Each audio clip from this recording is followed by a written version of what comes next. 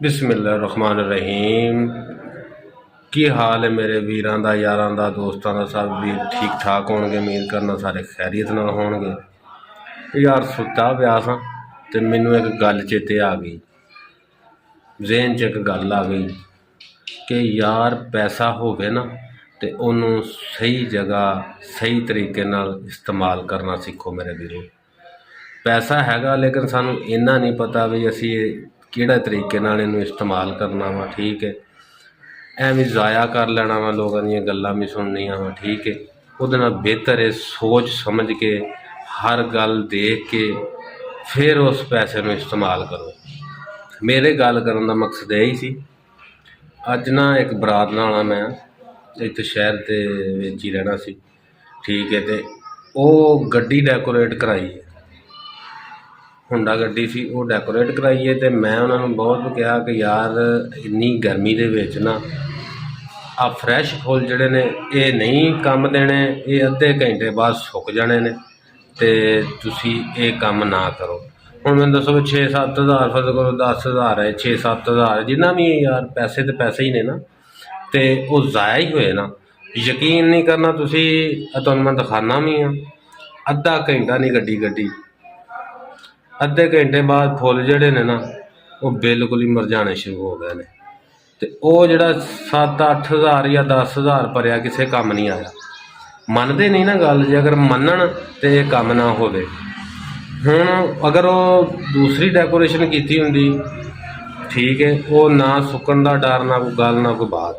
ठीक है, फ्रैश फुलां नाल दूसरे फुल जिहड़े ने ना आर्टिफिशल वो ठीक ने, क्योंकि गर्मी बेबा पैन डी, इन्नी गर्मी दे विच फ्रैश फुलां दा काम ही कोई नहीं। तो उहदे नाल वो बेहतर सी।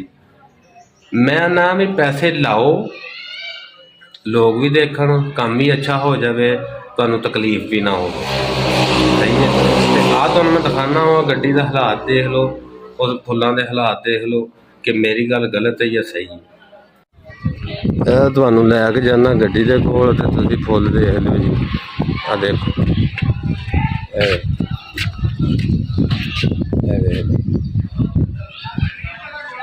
तुम दसो किसी काम है? सारी डेकोरेशन सुक गई, किसी खाते च नहीं आती।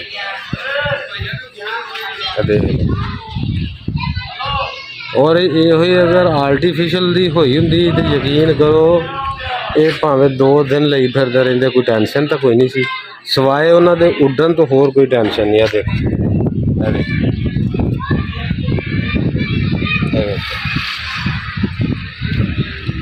इन्हां दा फायदा कोई नहीं वीरो, जिन्नी गर्मी पैन डई है तो जो हालात होण डए ने, इन्हां दा कोई फायदा नहीं।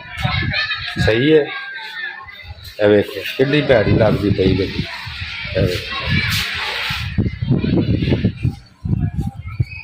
वीडियो मेरे दसन का मकसद यही सी, पैसा लाओ लेकिन वो किसी काम आवे।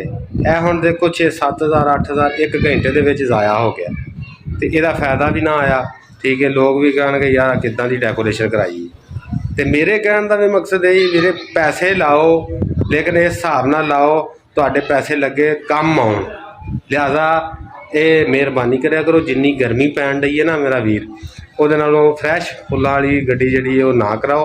उन्होंने को आर्टिफिशल गड्डी डिज़ाइन तुसीं जिद्दां दा मर्जी बनवा लो, उन्हां फुल्लां नाल भी बन जांदा। डिज़ाइनिंग वाली गल है, जिस तरह तुहाडा जी करे तुसीं करवा सकदे हो। ठीक है, वो ऐसा बनाउणा वा, जिस तरह का भी डिज़ाइन कोई होवे उन्हां फुल्लां नाल भी बन जांदा। लेकिन उन्हां दा मकसद कराउण दा इह वे कि वो तुसीं भावें 4 दिन लई फिरो, सिवाए उड्डण तो फुल बाकी उन्हां नूं कुछ भी नहीं। तो यह तो वीरे अद्धा घंटा नहीं कड्डी। ठीक है, अद्धा घंटा ना कटे फिर फायदा क्या है उन्हें पैसे लाने का। ठीक है, मेरिया गल्लां का बुरा भी महसूस नहीं करना। तो मेरा वीर ख्याल करिया करो और देखा करो मौसम के हिसाब नाल तुसीं अपनी डेकोरेशन कराया करो। तो दुआवां च याद रखियो और मैनूं इजाज़त दो। इंशाअल्लाह एक नवी वीडियो नाल नवे ब्लॉग नाल फिर हाज़र होवांगे। तो अपना ख्याल रखियो। अल्लाह हाफिज़।